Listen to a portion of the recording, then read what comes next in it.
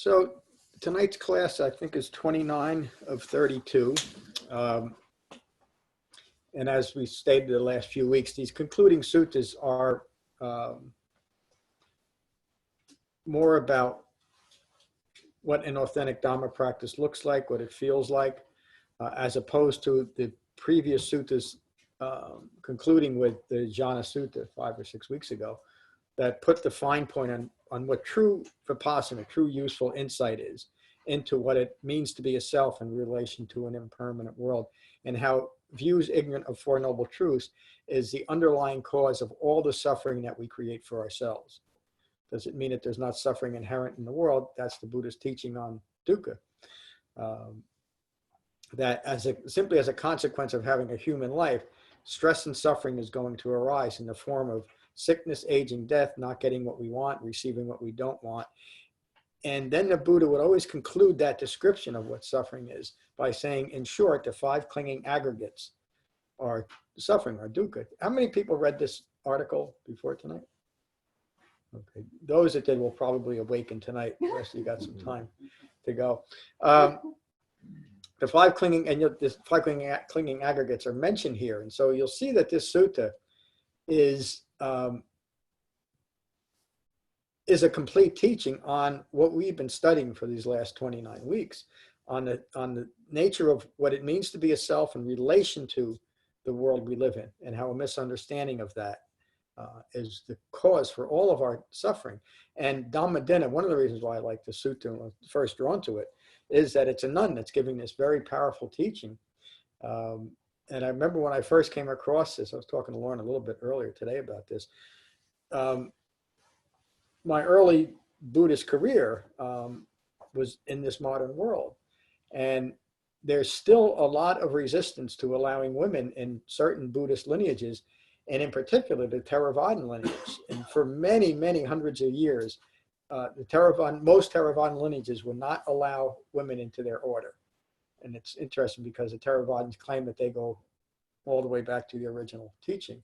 If they did, they would have never excluded women, because the Buddha never excluded women.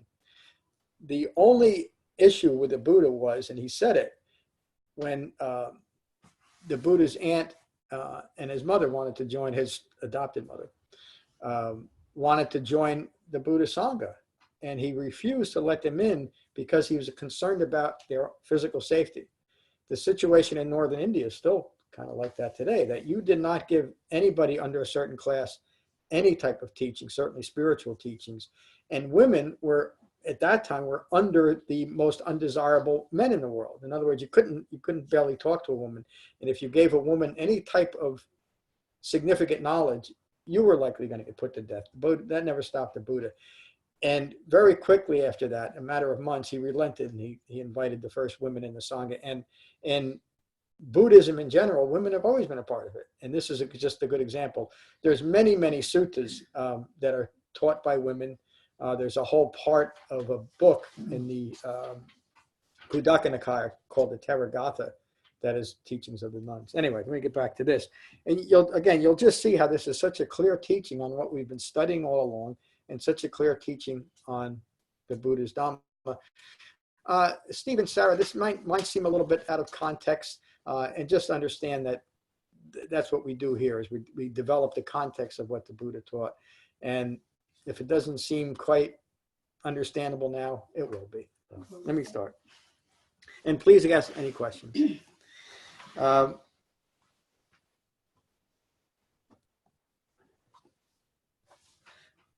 This is called the Culavedalla Sutta. It's from the Majjhima Nikaya 44.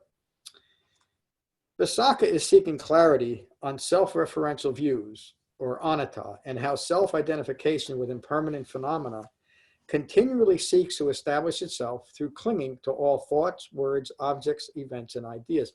Anatta is simply the word, a common word during the Buddha's time and common today in modern Buddhism, but used today in an unintended way. The Buddha used the word anatta to simply state that the views that we're holding of a self do not accurately reflect what a self is. They're wrong views.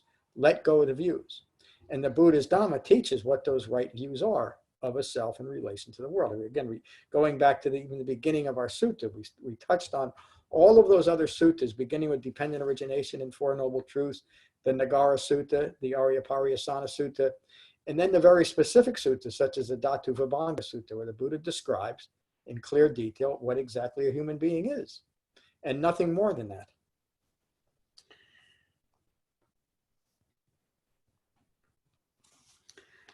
Visakha asked his ex-wife, Dhammadinna, what is self-identification as described by the Buddha? Self-referential views. Visakha, the Buddha teaches that self-identification is established by clinging to form, by clinging to feelings, by clinging to perceptions, by clinging to fabrications, and by clinging to consciousness. That last part, clinging to consciousness, is not some grand cosmic consciousness. It simply refers to ongoing thinking rooted in ignorance of Four Noble Truths. And so anything that is based on that type of ignorance can only cause further ignorance and further suffering.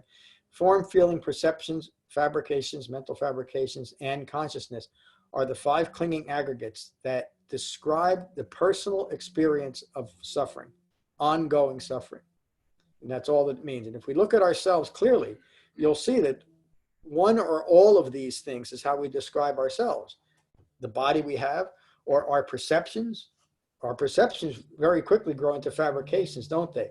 Thought constructs which define us in relation to the world. I'm a Democrat, I'm a Republican, I like basketball, I hate football, whatever it might be. I like red cars, I can't stand blue cars. It could be anything, and it's always arbitrary, it's always conditioned, and it's always rooted in I-making. An awakened human being doesn't discriminate. An awakened human being is simply at peace with what's occurring. The Dhammadinna continues, these 5 clinging aggregates are the self-identification taught by the Buddha.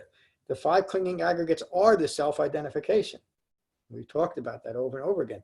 This thing that we call me or I, when it's rooted in ignorance, suffers because of clinging to these aggregates, by clinging to this form as me, a permanent form, by clinging to the perceptions that I've developed of myself in relation to the world rooted in ignorance, by clinging to the thought constructs that I've developed from my fabricated perceptions, and the consciousness, the ongoing thinking rooted in ignorance that I'm clinging to, meaning I'm holding on to it, because that's what describes me to me. It's myself.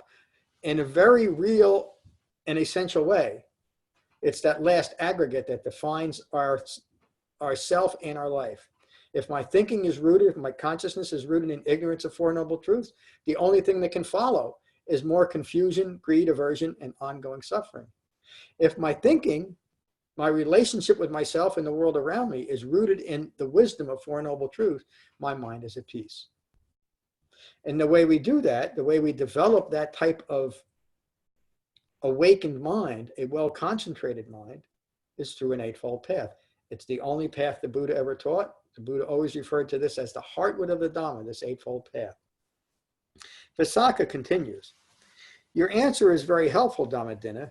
What then is the origination of self-identification to form, feeling, perceptions, fabrications, indeed in every thought?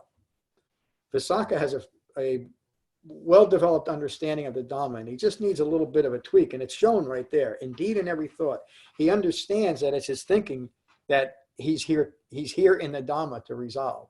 He's in that original sangha, like everyone else, to resolve their wrong views and their wrong thinking, and develop right views and right thinking, or right views.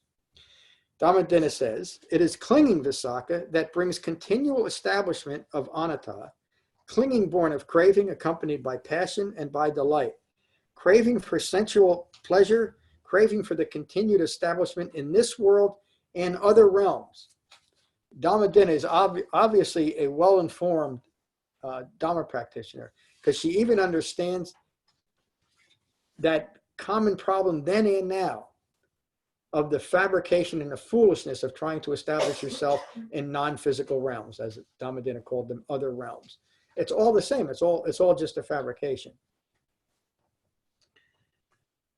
Dhammadinna continues, this is the origination of self-identification as taught by the Buddha, clinging to what we're craving for.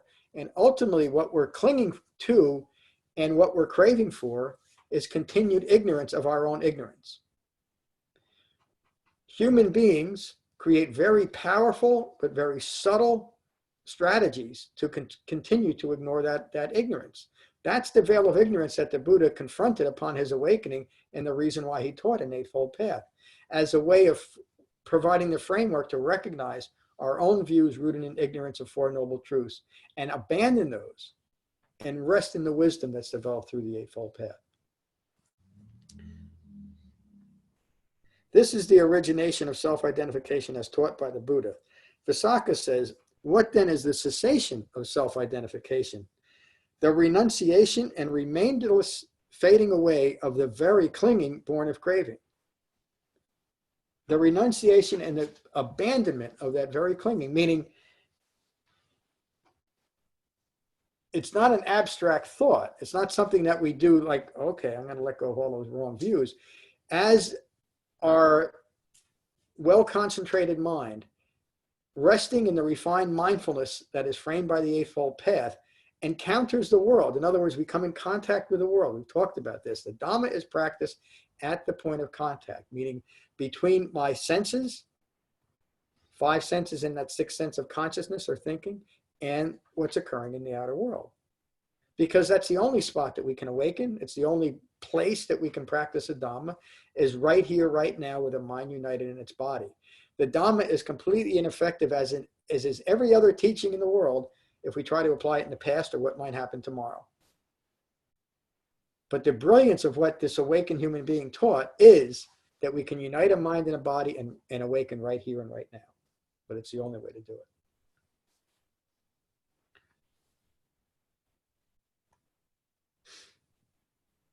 This is the cessation of self-identification as taught by the Buddha.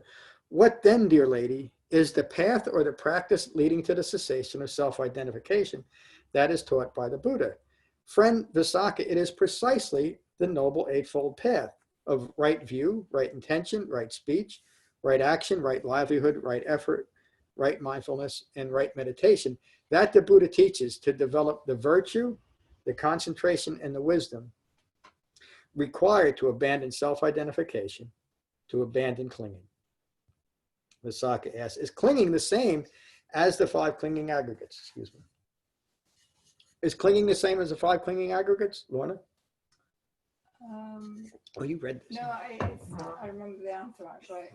I can't remember which way. It is the same, but not the same at the same time. Or the other way around. It's just that. Clinging is not the same as the 5 clinging aggregates, Visakha, nor is it separate. It is the nature of the 5 clinging aggregates to cling. It's the nature. It's what we've developed, and we've developed something that has a nature to cling. That's why it's called the clinging aggregates. We've decided that, though. This is not something that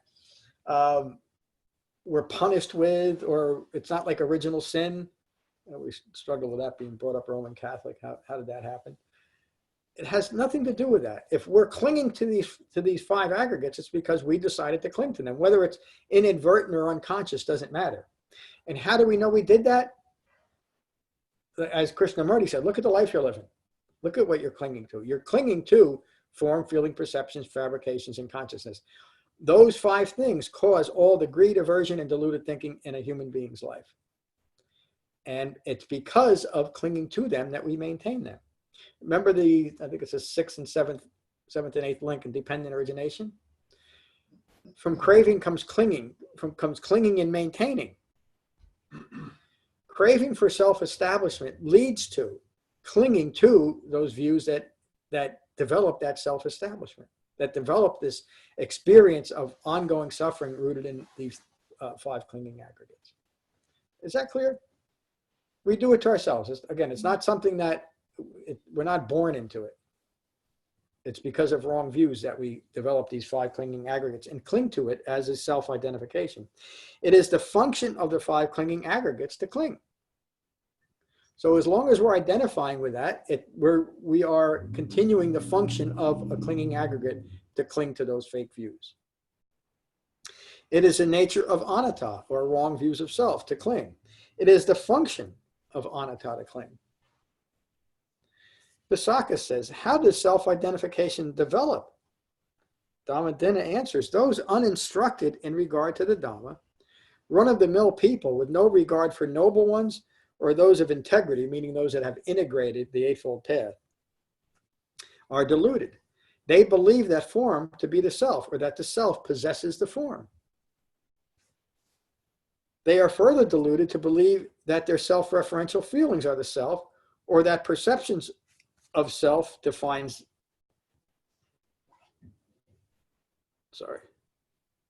They are further deluded to believe that their self-referential feelings are the self, that their perceptions of self defines the self, that their fabrications that further establish the self to be the self. They assume that their self-referential thoughts establish the self. Each of these 5 clinging aggregates are impermanent and arise from ignorance. They don't arise from anything substantial. They arise from ignorance of Four Noble Truths. When the understanding of Four Noble Truths is fully developed, there are no 5 clinging aggregates. There's just an awakened human being. And it's just that way. It's the abandonment of the personal experience of suffering, 5 clinging aggregates, is a direct result of a well-focused, authentic Dhamma practice. Dhammadinna continues, they are anatta. They are not a self. Just a declarative statement. All those things that you think of as self, they're wrong views of self. You think of this form as self? No. You think of your perceptions as what constitutes you in the world? No. You think of your fabrications? No. Your ongoing thinking? No, it's not. But that's the problem, isn't it? Because until we have the framework of an Eightfold Path and a well-concentrated mind, every thought that we have has to be a self-referential thought. It can't not be, can it? Because we don't have the framework to see it. We don't have the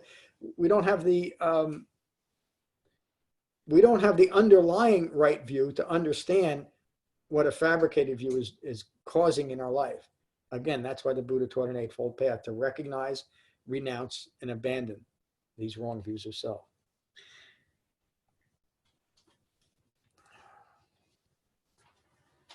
Visakha asks, how does self-identification not develop? That well instructed in regard to the Dhamma, with regard for the noble ones and those with integrity, well disciplined in their practice, they do not believe form to be the self. They do not believe that feelings establish or define a self, or that perception defines a self. They are free of mental fabrications. Imagine that, being free of mental fabrications. Having no foundation for fabrications. What's the foundation for fabrications? Ignorance. Yeah. Four Noble Truths. And it's a direct declarative statement by the Buddha. That's what he awakened to. From ignorance as a requisite condition comes fabrication. And from that initial ignorance, all manner of suffering arises. They do not assume that thoughts establish the self, or that the self possesses thoughts. It means that they've let go of their thoughts. In the Visakha Sutta, the Buddha teaches we gain the ability to think what we want to think when we want to think it, meaning that now we have the ability to think only what is appropriate in relation to what's occurring. There's nothing fabricated in that mind, in that human mind. It's just simply present. They do not assume that consciousness is the self, or that the self possesses their consciousness. We don't possess these things. We don't self-reflect that these things are me. My thought process is just what I just said. It's simply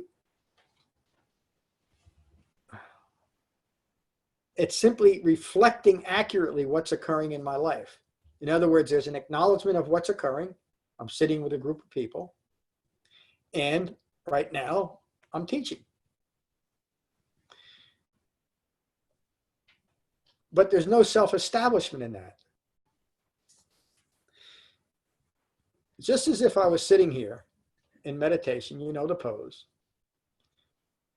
The only difference is my eyes are awake or open and I'm talking. But the seclusion that's established in meditation is still maintained. The disentanglement from the world. And we've all talked about this in slightly different ways and maybe certain different levels. Lorna often, but every one of you. You've had that experience, even if it was just for a brief moment, of maintaining a calm and peaceful mind, a well-concentrated mind, where in the past you might have lost it a little bit. That's what I'm referring to. In that brief period of time, or maybe a longer period of time, you were well concentrated, your eyes were open, you were talking, you were involved in the world. But yet, at least in that moment, you were living as an awakened human being. There was no self-reference.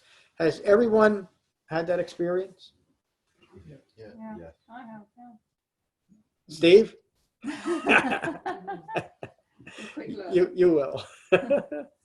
And again, I'm getting a little bit off the script, but to make that point, we all have had the experience of what it means to be an awakened human being. All that we need to do now is to cultivate that experience. That's why I keep emphasizing that, and the Buddha did. Notice that your Dhamma practice is bearing fruit. And how do we know? Because he's taught us. We notice a diminishing of the aggregates, almost moment by moment as we're developing the Dhamma. We're not as attached to this form anymore. We're not taking things as personally as we used to. Why? Because there's less of a fabricated you in it. And for most of us, it's a gradual process. We're not all Khandana. It took Ananda 45 years listening to every teaching the Buddha ever taught, but he finally did. And along the way, if you read some of Ananda's teachings, you can see the I-making diminishing in how he's interacting with the original sangha.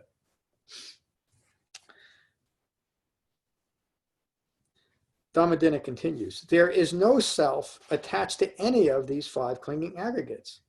Visakha then asks if the Eightfold Path is fabricated or unfabricated. This is such an interesting answer. And Dhammadinna replies that the Eightfold Path is fabricated. Does anybody want to explain why the Eightfold Path is fabricated? That's the one I wanted to hear. Because we created it. It was created. It's an effort. Ignorance is absent. Well, somebody better come up because I don't know.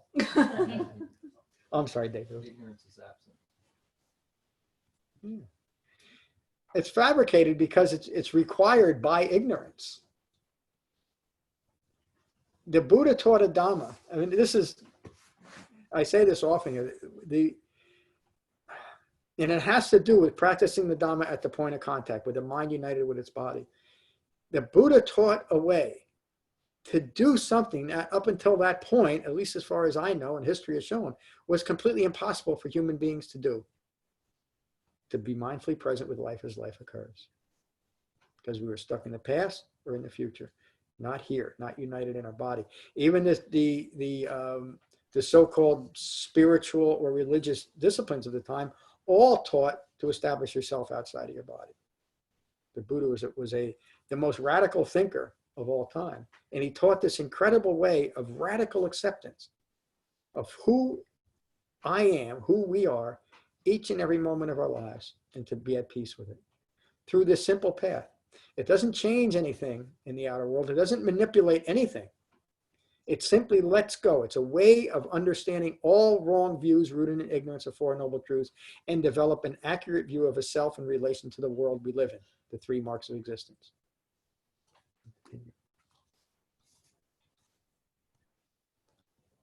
Visakha then inquires if the qualities of virtue, concentration, and wisdom are developed through the Eightfold Path, or do these 3 qualities inspire the Eightfold Path? The Eightfold Path is always characterized as a path of wisdom, virtue, and concentration. And that way it's a 3-factored, 8-factored path. That makes sense. Visakha, the Eightfold Path, is inspired by the qualities of virtue, concentration, and wisdom. Right speech, right action, and right livelihood ensure the development of heightened virtue. Right effort, right mindfulness, and right meditation inspire the development of heightened concentration. And right view and right intention inspire and develop heightened wisdom. So the Buddha would often talk about his path as a complete practice. And you've heard me say this a few times recently, that his path, his Eightfold Path, is good in the beginning, it's good in the middle, and it's good in the end. What does he mean by that? And why would he say it? It's because his Dhamma is not speculative.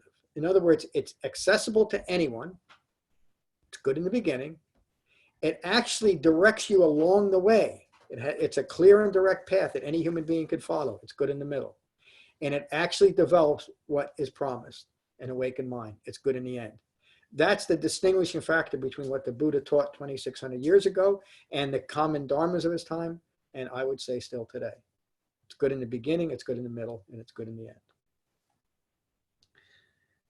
Visakha asks, what is concentration, and what is the framework for right concentration? What are the requisites?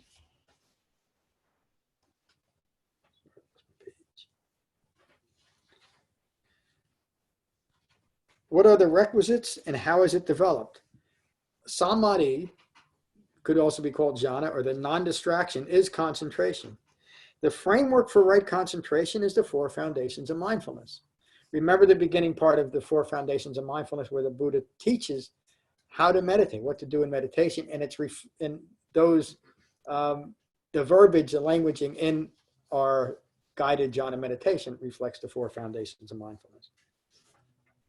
The 4 foundations of mindfulness: being mindful of the breath in the body, being mindful of feelings arising and fading away, being mindful of thoughts occurring and fading away, and being mindful of the present quality of mind. It's the 4 foundations of mindfulness. Right effort provides the requisites for right concentration. Right effort is just the reminder to continue right effort, develop the Dhamma. Excuse me.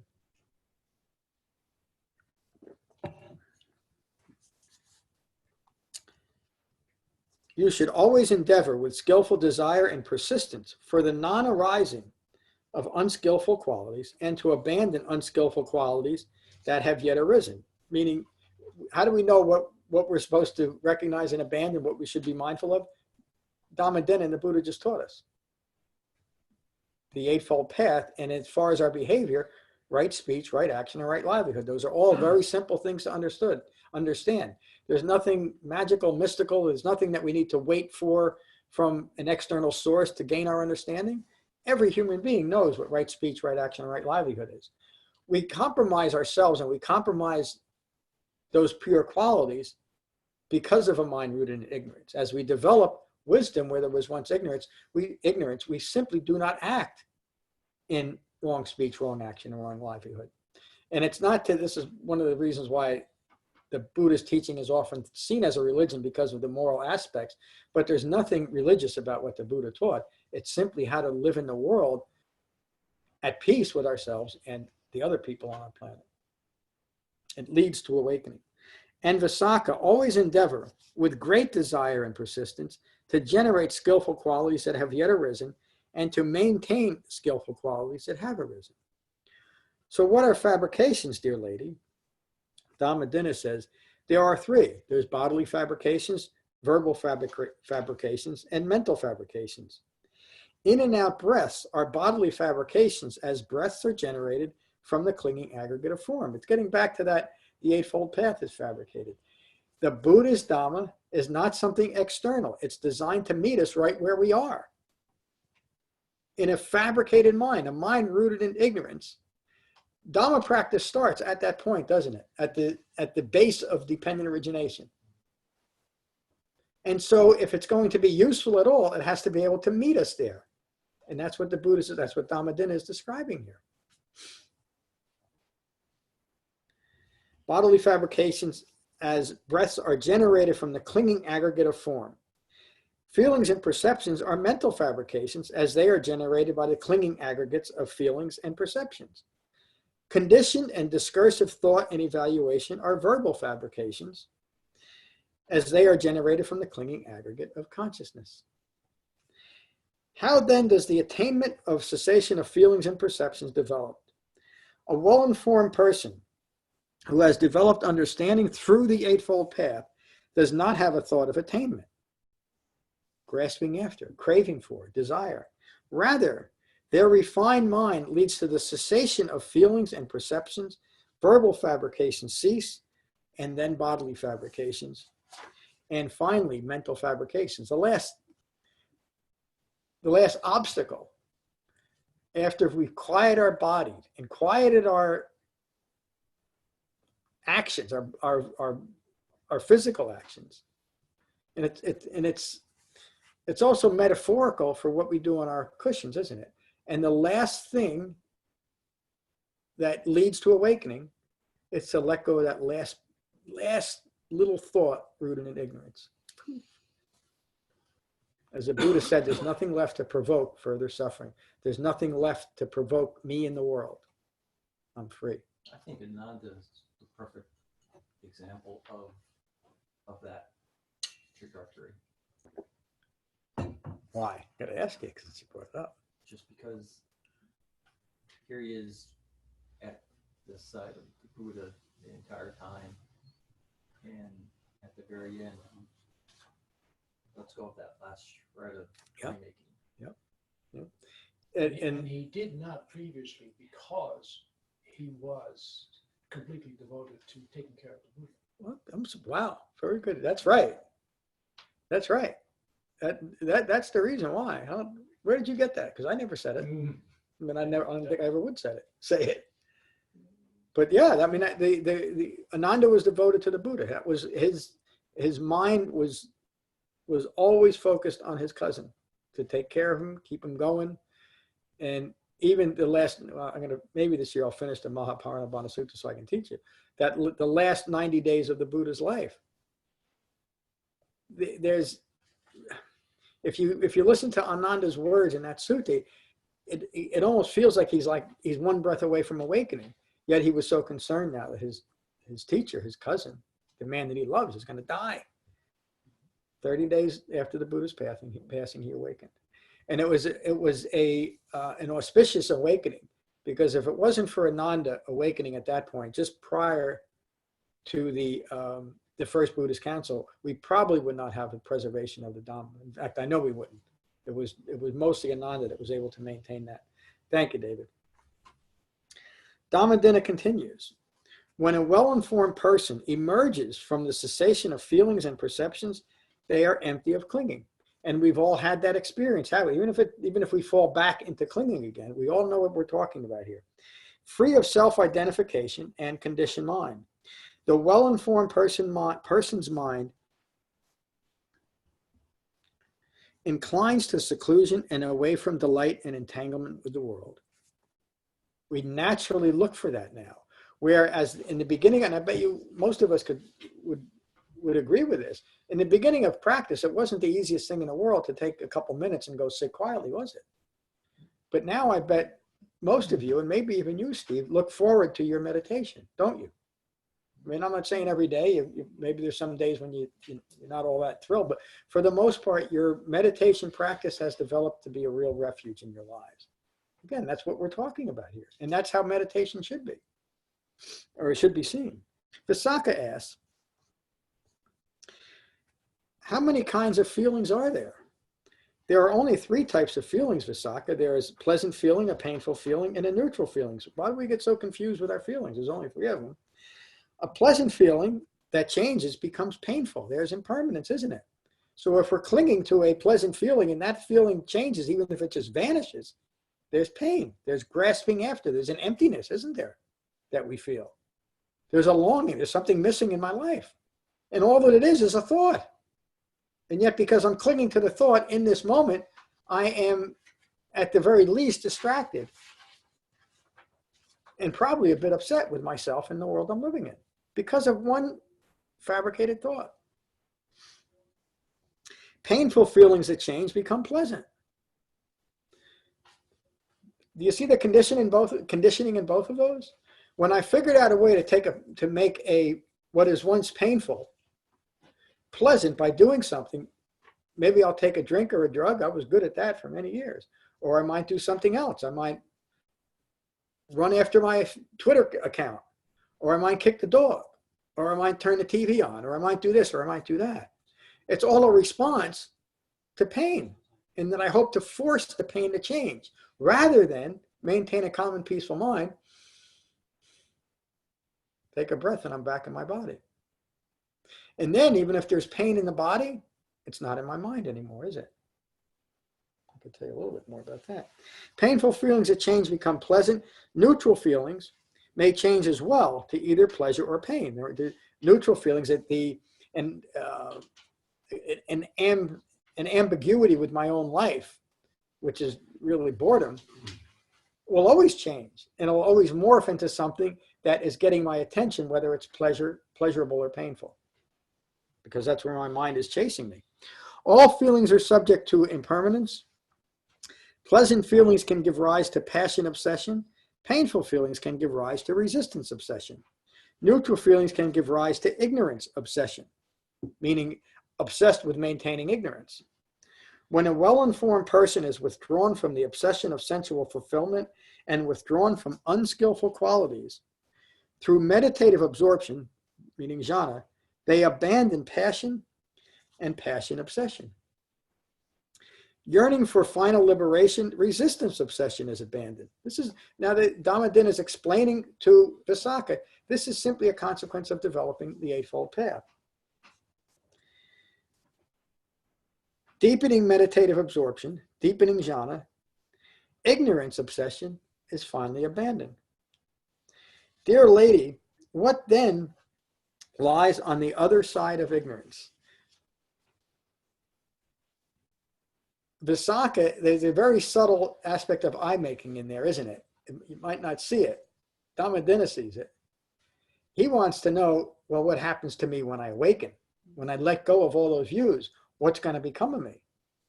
Listen to the answer. Clear knowing or true insight lie on the other side of ignorance. It's initially an unsatisfying answer to Visakha, but he'll get over it. Visakha was really asking, where am I going to be established? And Dhamma is saying, you're not going to be established anywhere. You'll simply understand. Clear knowing, true insight, true Vipassana lies on the other side of ignorance. And Visakha, with clear knowing, comes release from clinging to all views ignorant of Four Noble Truths. With clear knowing comes release. From release from clinging comes complete unbinding. That's how the Buddha referred to or described an awakened human being. The quality of their mind is calm, nothing magical or mystical, and they developed that from unbinding from all views rooted in ignorance of Four Noble Truths. It's all an individual job, isn't it? There's nothing external that another being, human or otherwise, can do to help us on the path except to teach us an authentic Dhamma and to encourage each other. We had what's today? Tuesday. I think it was Saturday. We had just to talk about I think it was, Mary was here. Were you here Saturday? Yes. The importance of living and teaching or exempling a true Dhamma. Because it's the one thing that can help people, truly. Bring them to a place where they're now in control of their lives and their minds. I think it was in that reference to the Tricycle Magazine. How many people have posted comments on Tricycle Magazine referencing becoming? You should. Dhamma, what then lies on the other side of unbinding? What's going to happen to me if I do all this that the Buddha teaches me? Visakha, you have gone too far. Again, such an important line. So many people, and I bet everyone in this room, including me, when you first realize the implications of what the Buddha is teaching, letting go of all views of self, it feels like annihilation. And it does to Visakha 2,600 years ago. He's saying, what's going to happen to me? How am I going to maintain myself with this craziness? Dhamma, what then lies on the other side of unbinding? Visakha, you have gone too far. Your clinging mind has demanded too many answers, and your questions will lead to only more confusion and suffering.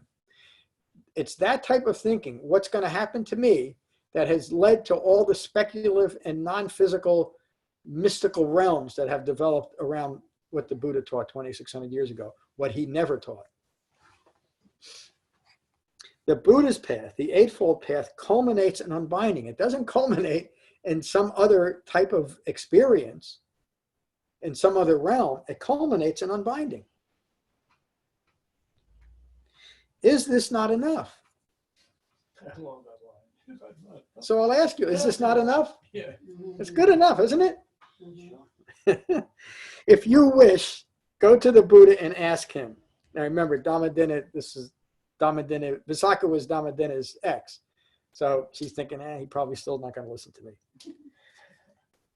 Go to the Buddha and let his answer be enough.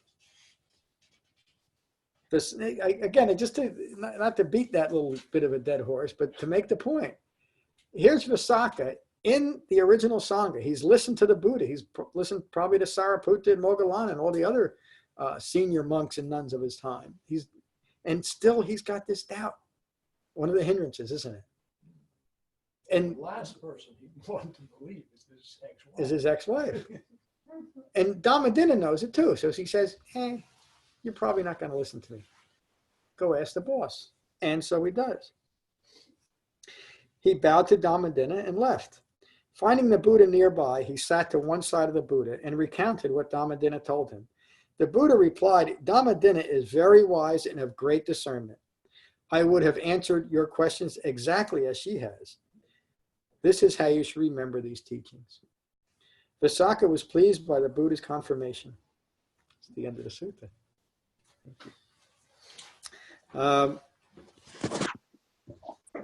I think it's just a remarkable sutta on just for its clarity and its directness, and it's a complete teaching, isn't it?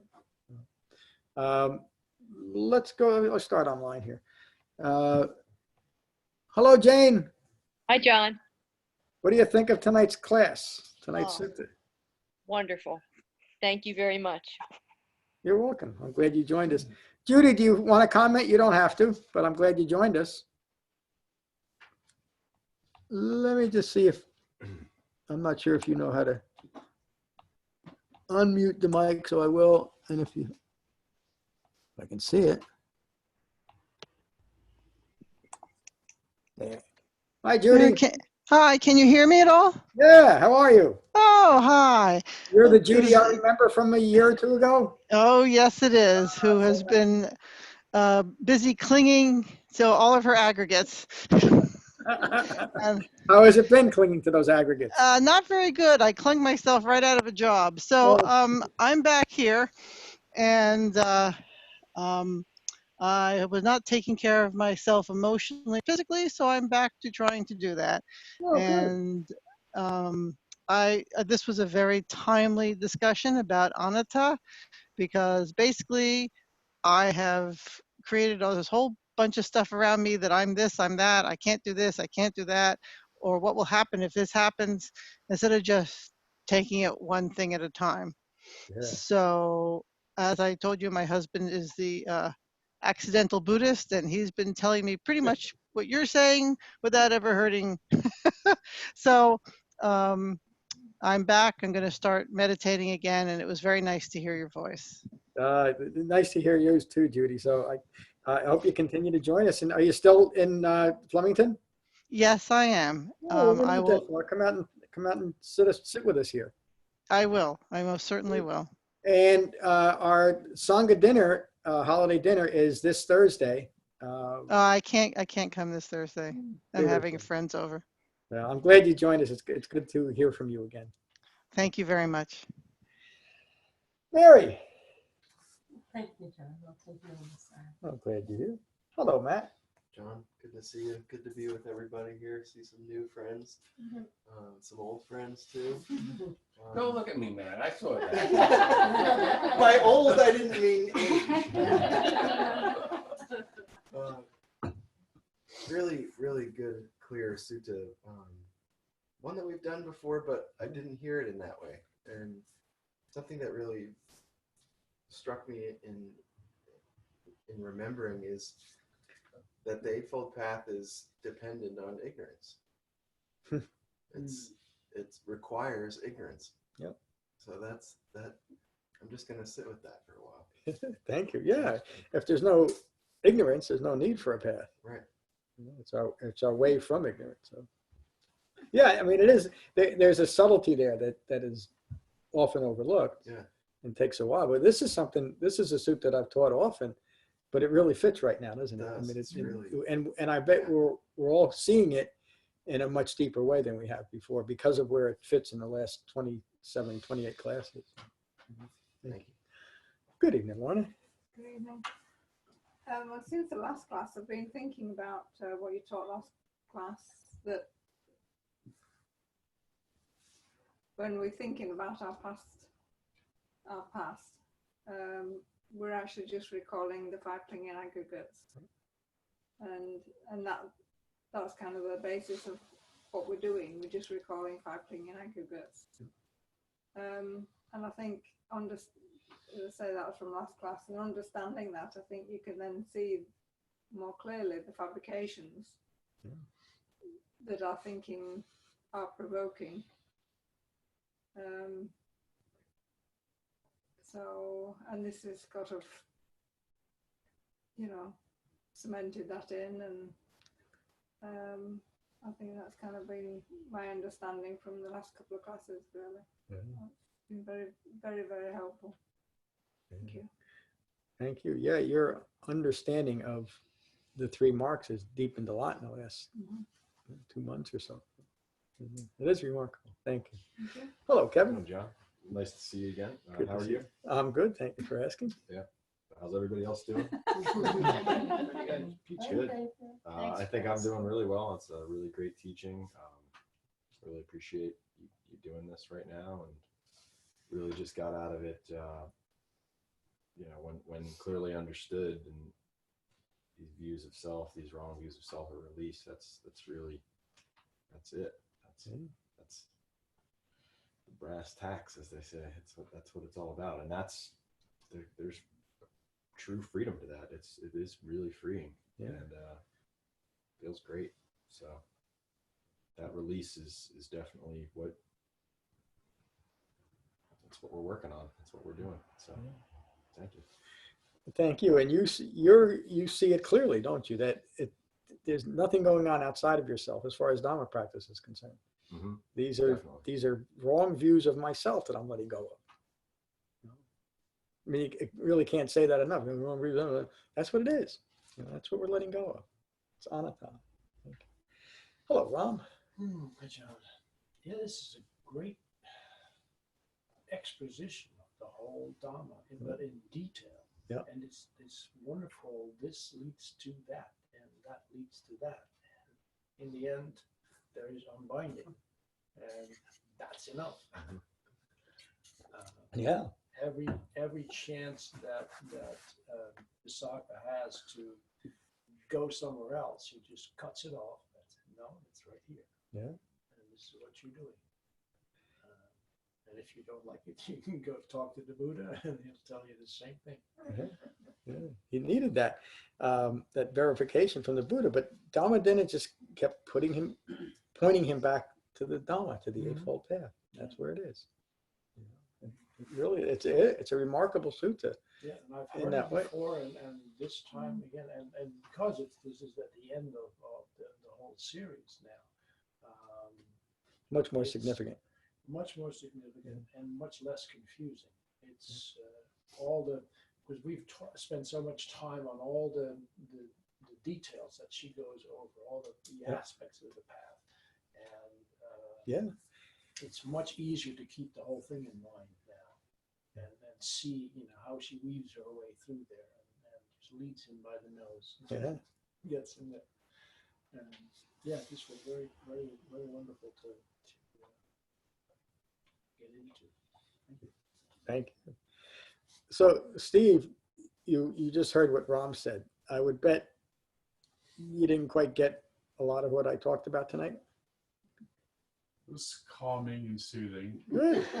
But as far as understanding, I'm trying to correlate a lot of it to the posters up there and follow along with them. This has been a completely new experience for me. I guess I should start with, is this sort of like a bow? I'm totally unfamiliar with. Yeah, don't read too much into it. It's not something formal that I do or that we do. It really is just my way of acknowledging people. There's nothing about it besides that. All right. In other words, you don't have to bow if you don't want to. That's just what I do. But it's been a completely new experience. I've never been driven towards religious beliefs. Not that this is, but I've always felt there's a power or something to strive towards. and just, following paths in life, I guess, have maybe brought me here. I'm intrigued by what I've heard, and even though I feel like it was kind of a little over my head, I would be interested in maybe some starting steps of where to start building on. Yes. Well, the reason why I pointed that out is Ram's been about 60 years you've been coming now? 70, yeah, just after I got out of my diet. It's taken Ram a few years to build the context up to where now he's seeing the sutta just as it's meant to be in its entirety. But the last time he heard it, which was, I think it was a spring retreat 2 years ago, probably, no, I taught it once last year. It didn't have nearly as much of an impact, even though it did it as it did today. The point is that the more you listen, the more you hear, the more you familiarize yourself with the Buddha's Dhamma. This is how we make these connections, and this is how it makes sense from a direct experience of first listening to this crazy old bald guy and practicing this practice, and you just understand it. How is your meditation? It felt good. It was warm, relaxing. I focused on the breathing. When I felt my thoughts wandering, kind of envisioned myself in a happy place that I kind of always relate to. And when I felt them wandering, just breathe in the trumpet, or breathing. It felt like a trumpet, breathing in and out. That's how it felt to me. I heard something. Outstanding. And the time went by really fast. I guess that's a good thing. It just went by. What is it? 8:30. well, it was a 20-minute meditation. Well focused. Oh, you mean this? Don't get used to that. I don't. By going by so fast, it was good. It's almost 10.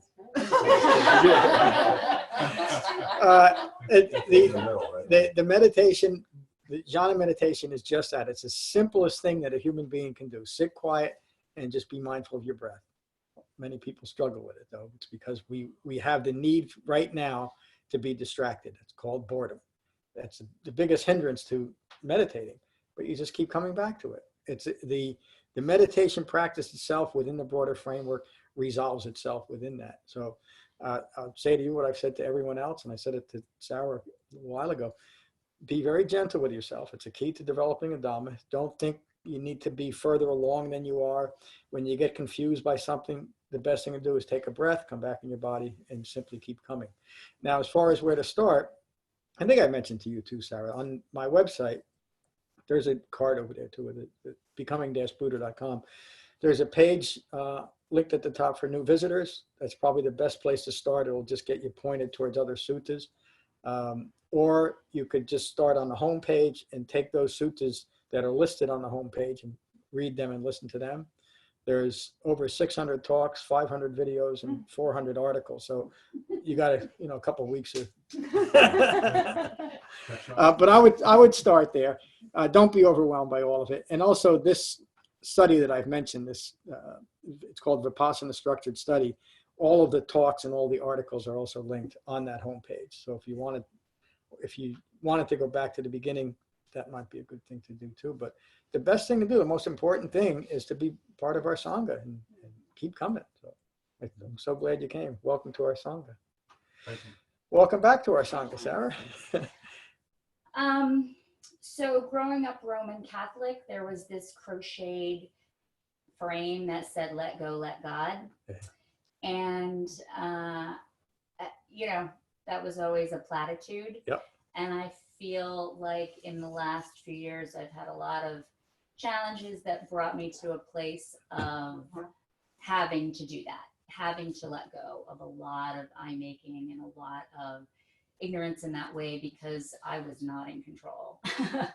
And the only thing that brought me to a place of peace was really just trying to be in that moment, trying to not worry about the future, because clearly I was not in control of that, and not worry about the past because that was behind me, but really trying in just a day-to-day existence in a meditative practice, which was albeit very inconsistent, which is why I'm here, and just trying to recognize as a very first step when that I'm making is happening, when the clinging is happening, and especially the striving. It's been a whole life of striving.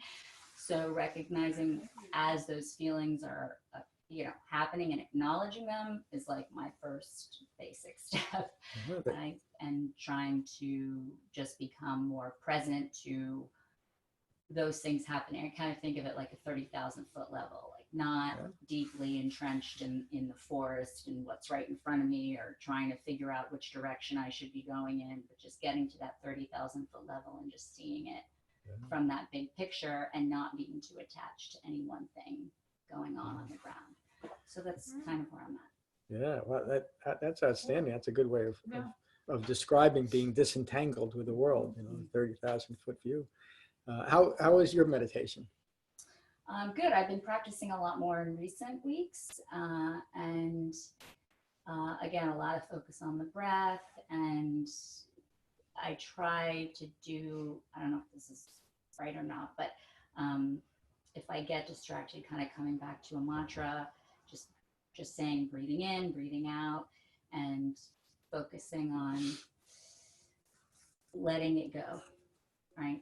Yeah. Letting it go and just letting it be, and letting it be the energy that's around me, and then that's it. It's a very simple practice. There's guided jhana meditations on the website from 5 minutes to 45 minutes that you can listen to and guide. And it has the same languaging that I use here, which is the languaging that the Buddha used. So I would strongly suggest you do that. Listen to that. And also, it's best to start or reinvigorate a meditation practice with just small, short periods of time, such as 5 minutes. And as you're comfortable with that, especially as you're comfortable with 5 minutes, then add a little bit more. Everybody here started that same way, didn't you? If you're one of my students, because that's how I teach it. If you try to meditate too long, and you're just going to say you can't do it. So short periods of time, but if you can do that twice a day, that's a significant part of practice. So I meditate as soon as I get up in the morning, which is around 5 o'clock. And I'm usually home around 12 hours later, 5 or 5:30. So that's my second time that I sit, and I've gotten to that routine. The reason why I say that, as opposed to just before you go to bed, because when you meditate just before you go to bed, you'd rather go to bed than meditate, and it's usually not a good time to do it. So, and then continue to come to class and be part of our sangha here. So again, welcome to our sangha. Hello, David. I'm all set. Thank you. Glad you're here. Hello, Helen. Hello, John. Will we, in our next series, will we be doing anything else with Donna Dinah's teachings, with her sutras? Well, we're going to do the Truth of Happiness course the first of the year. And we're going to do it in 5 or 6 weeks. In other words, one class on Saturday, another class. I'm not going to repeat the classes. So maybe I'll do it. There's some articles on the website from the Theravada, meaning the nuns' teachings. And it's linked on the drop-down menu. But yeah, maybe I'll do a series of, they're just brilliant teachings too. And they're the different situations that the women are in. There's one sutta I'm thinking about. She talks about her crusty, crooked old man, her old husband, and the stinky fish pot that he dragged her. These are great suttas. So yeah, I'm looking forward to teaching it. So thank you. Good to see you. Hello, Bonnie. I have a question. I kind of think I might be aware of the answer, but so he awakens after Buddha's death because he's now free. He's not caretaking. How come he cannot awaken while he's caretaking? Oh, I think it was. There's a clinging there. It was. Clinging to this idea of permanence of. Well, anyway, we got it. There's a little bit of speculation there too. It's what it's, and there's other. The most skillful answer is he didn't awaken till 30 days after the Buddha, or a month after the Buddha, whatever it was, the Buddha passed away. There was other things involved. He was told that you can't come to the first Buddhist council because you're not awakened yet. And so you can add that too, out of his frustration and maybe a little bit of anger that he wasn't invited, motivated him. And he took to it and he awakened, but it also was not from where he was to where he had to get to. It wasn't like he had a long way to go. But I think it represents that last bit of dust. Yeah. He was then open to really understand the teachings, where before I think his focus was so much on taking care of the sangha and Sariputta and the Buddha that finally he was able to push through. Yeah. So it wasn't. It's not a time-based process. It's where you are, and it's not something you can just strive for. It will eventually happen with good effort. Yeah, and it's also, a good teaching on what it takes. Here's Ananda. It's not just listening to even the Buddha. You have to do it. You have to have the experience, and people are different. Not everybody's that. It's remarkable how many people actually talk to the Buddha, listen to his teachings, and awaken rather quickly. But not everyone did.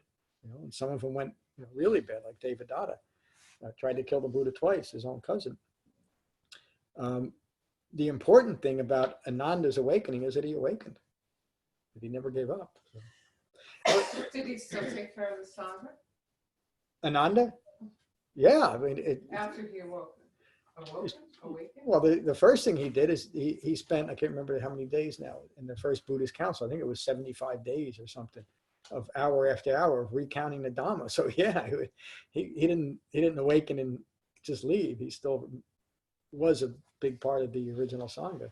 Now there's not many stories in the Sutta Pitaka of what happened after the Buddha's passing. Most all of the suttas relate to during the Buddha's life. So we don't really know much about what happened to Ananda or any of them after that. Well, one of the suttas that we did 4 or 5 weeks ago is one that does not start with the Buddha was here and did that. And so that's a sutta where this is after the Buddha passed, and it shows Ananda going around and being around and so still supporting and teaching. Oh yeah, during the Buddha's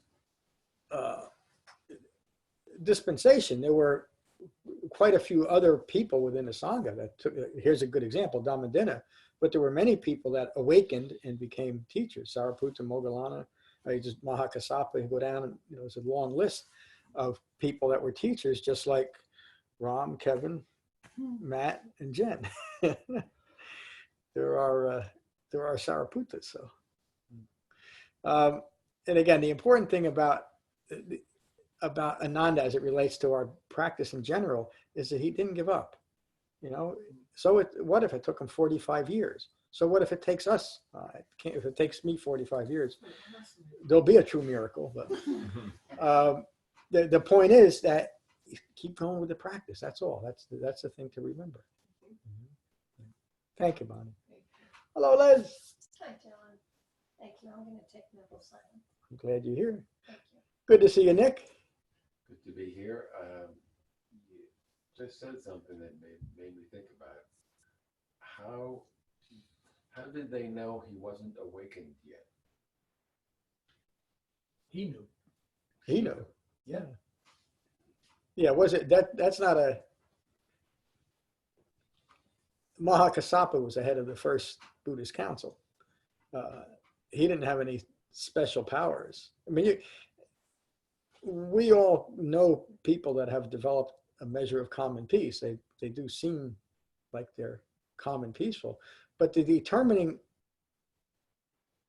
only person that can determine if they're awakened is the person themselves. Again, there's this it's a modern myth about this mind-to-mind transmission, and that certain teachers in religion, but that's something peculiar to a certain lineage. That it takes a teacher to say, "Oh, you are now awakened."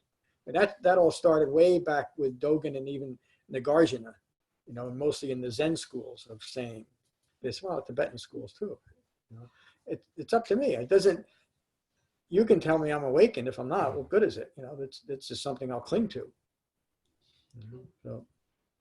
Every time it says in the sutta, when he's unbound, he knows Yeah. he's unbound. Joyful is the release. Yeah. And you bring up another important point, Nick, that if we've really integrated the Eightfold Path, we can't kid ourselves about whether we're awakened. There's no, when I was studying just about everything that there was out there, and taking ayahuasca trips and all this other stuff, I thought I was a pretty spiritually advanced person. Of course, I'm still drinking a bottle of vodka a day and yelling at my dog. And, we can kid ourselves just because we're doing something. Well, we must be, but you know it. So, thank you, Nick. Thank you. Hello, Michael. Hi, John. I really like the amount of information that's here, in this sutta. There's so many things to actually point out here, or go over or look into, but I just like this part about the fabrications and the order in which the cessation of them come. Mm. Verbal fabrications cease, and bodily fabrications, and finally mental fabrications. And the mental fabrications are probably, and I can understand why they would be the last ones that would go, because that comes down to us being very, introspective to a point of discerning right or wrong in our minds, in every thought that we, have a right thought, So I think that's, again, a point in your development with the Dhamma. It's actually living the Dhamma when you choose that right action in every moment, right? So I just found that to be, to give an example of the introspection that is needed to actually make our way towards liberation, and that's the way I saw it. Yeah. Again, that's the right way to see it. You use that word, introspective. It's so important to put that in front of insight. It's introspective insight, because without that, the focus isn't there, is it? It's just insight. Insight into what? Well, grasp after everything. Have you been on? I've been on certain retreats, very, very popular retreats, where you're taught to gain insight into whatever's occurring in your mind. That's just encouragement to grasp after every other thought that's occurring. It's the same distraction, except now you've created a Dhamma practice about distraction rather than introspective insight. Introspective insight puts the focus on myself in relation to the world around me. Good insight, Michael. Good evening, Julia. Good evening, John. I enjoyed the sutta. It's very comprehensive, Yeah. I also found it interesting when I can't pronounce her name. What is her name again? Dhammadinna. Dhammadinna. When she tells her ex-husband that the Eightfold Path it's fabricated also. I thought that was very interesting. I mean, when I read it, I thought, yes, of course, that makes sense, because only people that would still need to have a path would be on that path, and somebody who's liberated would be free of that, because they would already embody all those virtues. And so I thought that was I like that. I like the way she put it into her husband. Yeah. It's interesting. So. Yeah, it is. Yeah, thank you. I got I think it was a couple of years ago now. I mentioned it a few times, but I got a call from an online student, and he had this question about why did he want to know why would the Buddha keep meditating after he awakened? And immediately I knew that, well, this student is not really enjoying their meditation practice, are they? Because they're looking to the end. Oh, once I awaken, I can stop this nonsense. Why wouldn't an awakened human being continue to meditate? It's what they would naturally do. and they would naturally engage in right speech, right action, right livelihood. They would naturally be resting in right view. They don't have to worry about right intention because I've often said this here, that there's so much power in integrating the Eightfold Path, because as we integrate it and gain that inner poise that the Buddha talks about from living in that framework, it lets go of an awful lot of self-referential fear, because I know that I've developed a certain view and control of my actions, that I'm no longer going to be a danger to myself first and to the world around me. That's true inner poise. That's true self-assurance, isn't it? Because I'm not there. The distraction of self-reference is no longer there, because I don't have to be concerned about my actions. I know what my actions are. And I know it because of this simple thing called concentration. It's because I'm doing all the things that you're doing, sitting on my cushion, meditating, enjoying it, and developing the rest of these themes that all support right view and living in the world. Everything the Buddha taught was how to be a successful human being. And I'm not talking about successful financially or any other way. The most success a human being could ever hope to develop is a calm and peaceful mind, isn't it? What else is more valuable? What else should we be striving for? And it doesn't mean that we should only do that in the world we live in, but it means that it should be a significantly important part of our lives if we hope to awaken. If we don't, it's okay too. That's another great thing. And I still remember when it hit me that, wait a minute, this guy is not a savior. He's not teaching some salvific religion. He's just teaching me how to be the best human being I can be. And at the time I had that thought, I wasn't a very good human being. I was the best I could at the time. And the only way that I've improved myself as a human being is letting go of ignorant views, which it makes perfect sense, doesn't it? And if I held on to those ignorant views, I'd still be acting the same way I did. And it's just that simple. Okay, that's 2 talks tonight. Let's not forget our sangha dinner Thursday night, 7 o'clock at Bamboo House. Family and friends are welcome, but if you're going to bring family or friends, more than a couple of people, just let me know, just so I can. I think we're not going to be more than 35 people anyway, so I doubt it. 7 o'clock at Bamboo House on Thursday night, and I think January 7th we're going to start the Next Truth of Happiness course. Thanks to Lorna, David, and Ram. They insisted. So I was going to do something else, but I was for a couple of months I was going to teach Tibetan Buddhism just for the hell of it. I think that's it. Any questions or comments? Again, Steve and Sarah, welcome to our sangha.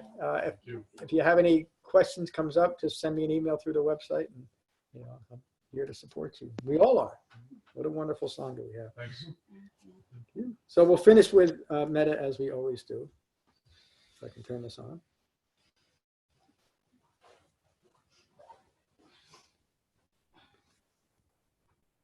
So again, find your meditative posture. Gently close your eyes, gently close your mouths, and just take a moment to become mindful of your in-breath and your out-breath. And these are the Buddha's words on metta from the Karaniya Metta Sutta. This is what should be done by one who is skilled in goodness and who knows the path of peace. Let them be able and upright, straightforward and gentle in speech, humble and not conceited, contented and easily satisfied, unburdened with duties and frugal in their ways, peaceful and calm and wise and skillful, not proud or demanding in nature. Let them not do the slightest thing that the wise would later reprove. Wishing, in gladness and in safety, may all beings be at ease.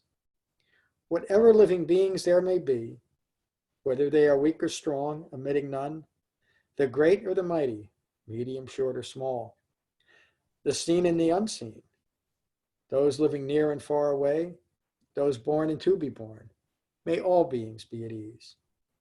Let none deceive another or despise any being in any state. Let none through anger or ill will wish harm upon another. Even as a mother protects with her life her child, her only child, so with a boundless heart should one cherish all living beings. Radiating kindness over the entire world, spreading upwards to the skies and downwards to the depths, outwards and unbounded, freed from hatred and ill will. Whether standing or walking, seated or lying down, free from drowsiness, one should sustain this recollection. This is said to be the sublime abiding. By not holding to fixed views, the pure-hearted one, having clarity of vision, being freed from all sense desires, is not born again into this world. Thank you all for a wonderful class tonight. Peace. Thank you, Judy. Thank you, Jane, for joining. Thank you, John. Hi, just one quick question. Are we having any more sanghas for the rest of the year, or is it not starting up again until January? Every Tuesday and Saturday, Judy. Okay, great. Okay, Yeah, thank you. Yeah, do you still get the newsletter, the email? I think so, yes. Yeah, so if there's any changes or there's any cancellations, I just, you'll get notified of. But yeah, Tuesday evening, 7:15, Saturday morning at 8:30. Okay, thank you very much. Good night. Good night. Good night. Good night.